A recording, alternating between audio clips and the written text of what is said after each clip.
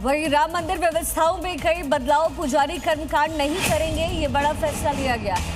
पुजारियों के आधे बाल पर भी रोक लग गई है। बाल बढ़ाने होंगे या मुंडवाना होगा।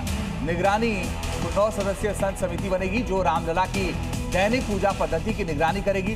राम मंदिर ट्रस्ट के कोषाध्यक्ष गोविंद देव गिरी की बैठक में ये अहम फैसले लिए गए हैं। अयोध्या के राम मंदिर में धार्मिक व्यवस्था, पुजारियों के आचार विचार और चढ़ावा प्रबंधन को अधिक पारदर्शी और अनुशासित बनाने के लिए कई नियमों में बदलाव किया गया है। बैठक में तय किया गया है कि राम मंदिर के पुजारी कर्मकांड नहीं करेंगे। पुजारियों को अपना सिर ढकना होगा, बाल आधे नहीं होंगे, या तो बढ़ाने होंगे या मुंडवाना होगा। 9 सदस्यीय संत समिति भी बनाई गई है जो पुजारियों के प्रशिक्षण, आचरण, ड्रेस कोड और रामलला की पूजा पद्धति की निगरानी करेगी। और संसद के मानसून सत्र का ये आखिरी हफ्ता है। सत्र में काम के अब सिर्फ 4 दिन ही बचे हुए हैं। यानी सत्ता पक्ष और विपक्ष में इस समय गतिरोध लगातार देखने को मिला। ये जो गतिरोध है वो आज भी बरकरार रहने की उम्मीद है। कि कहा जा रहा है कि आज भी संसद में हंगामा हो सकता है। ये आसार विपक्ष संसद में हंगामा कर सकता है। कांग्रेस ने अपने सांसदों को मौजूद रहने को कहा है। या 10, 11 और 12 को मौजूद रहने के लिए कहा गया है। FCRA बिल का विरोध कर रही है कांग्रेस।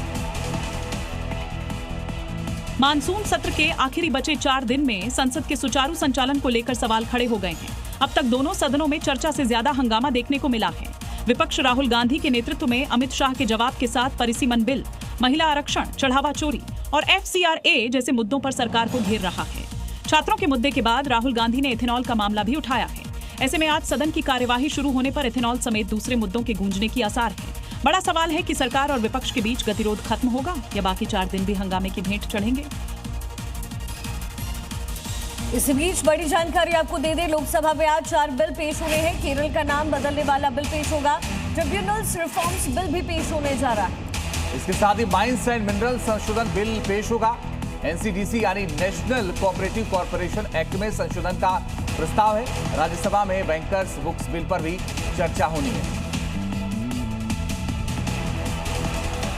संसद के मानसून सत्र में आज 4 अहम विधेयक पेश किए जाएंगे। इनमें केरल का नाम परिवर्तन विधेयक 2026 प्रमुख है, जिसके तहत संविधान की पहली अनुसूची में संशोधन कर राज्य का आधिकारिक नाम केरल से बदलकर केरलम करने का प्रस्ताव है। इसके अलावा राष्ट्रीय सहकारी विकास निगम संशोधन विधेयक 2026 सहकारिता क्षेत्र को मजबूत करने और संस्थाओं की कार्यप्रणाली में सुधार से जुड़ा है। ट्रिब्यूनल सुधार विधेयक 2026 में अध्यक्षों और सदस्यों की नियुक्ति, चयन और कार्यकाल के नियमों में एकरूपता का प्रस्ताव है। वहीं खान और खनिज विकास और विनियमन संशोधन विधेयक 2026 के जरिए खनन क्षेत्र में प्राइवेट निवेश और अहम खनिजों की खोज को बढ़ावा देने का प्रयास किया जाएगा।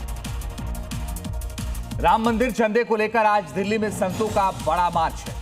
500 संत मंडी हाउस से प्रधानमंत्री आवास की ओर कूच कर रहे हैं। संतों ने राम मंदिर चंदे में कथित गड़बड़ी और चोरी के आरोपों की निष्पक्ष जांच की मांग उठाई। राम मंदिर से चंदा चोरी के आरोपों की निष्पक्ष और उच्च स्तरीय जांच की मांग को लेकर आज करीब 500 साधु संत दिल्ली में मार्च करेंगे। कंप्यूटर बाबा और प्रकाशानंद गिरी महाराज के नेतृत्व में ये मार्च सुबह 11 बजे दिल्ली के मंडी हाउस के पास नेपाल एम्बेसी से प्रधानमंत्री आवास की ओर निकलेगा। संत महंत मामले की निष्पक्ष जांच की मांग को लेकर प्रधानमंत्री मोदी के नाम ज्ञापन सौंपने की कोशिश करेंगे। मार्च के शांतिपूर्ण रहने का दावा किया गया है। वहीं दिल्ली में आज सियासी हलचल का सोमवार है। प्रधानमंत्री मोदी से मिलेगा एनसीपी शरद गुट। शरद गुट के 8 सांसद प्रधानमंत्री से मिलेंगे। मुलाकात को लेकर सियासी अटकलें बेहद तेज हैं और ये मुलाकात भी बेहद अहम होने वाली है।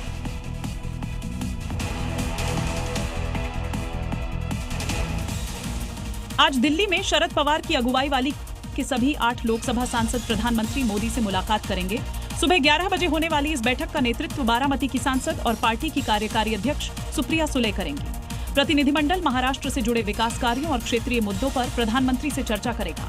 हालांकि इस मुलाकात को लेकर महाराष्ट्र की राजनीति में अटकलें तेज हो गई हैं। संभावित राजनीतिक बदलाव, परिसीमन, महिला आरक्षण जैसे आगामी कानूनों पर पार्टी के रुख और भविष्य में गठबंधन या विलय की संभावनाओं को लेकर भी चर्चा शुरू हो गई है। RG Kar doctor rape murder case में एक बार फिर जांच की आहट ने मामले को गरमा दिया है। पुरानी जांच और पुलिस की भूमिका पर उठे सवालों के बीच अब नए सिरे से पड़ताल की जाएगी। ऐसे में सबसे बड़ा सवाल है, क्या दोबारा जांच से उस खौफनाक कांड के अनसुलझे सवालों के जवाब मिलेंगे? पश्चिम बंगाल के मुख्यमंत्री शुभेंदु अधिकारी ने आरजीकर अस्पताल में डॉक्टर के रेप और हत्या मामले की नई जांच कराने का ऐलान किया है।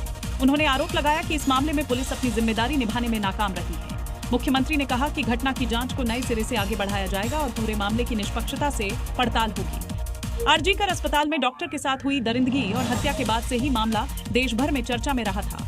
नई जांच के ऐलान के बाद मामले से जुड़े लोगों और पीड़ित परिवार को जांच में आगे की कार्रवाई की उम्मीद जगी है।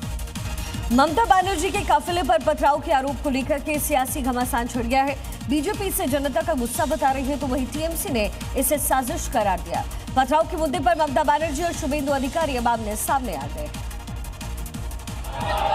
पश्चिम बंगाल के हलीशहर में पूर्व मुख्यमंत्री ममता बनर्जी के दौरे को लेकर सियासी घमासान तेज हो गया है। पुलिस लॉकअप में टीएमसी के पूर्व पार्षद की मौत के बाद ममता बनर्जी मृतक के परिजनों से मिलने पहुंची थी। ममता का आरोप है कि पुलिस की मौजूदगी में असामाजिक तत्वों ने उनके काफिले पर बड़े बड़े पत्थर फेंके। उन्होंने कहा कि खिड़कियां खुली होती तो गंभीर हादसा हो सकता था। वहीं मुख्यमंत्री शुभेंदु अधिकारी ने इसे जनता का गुस्सा बताया। बीजेपी ने ममता के दौरे के तरीके पर भी सवाल उठाए हैं।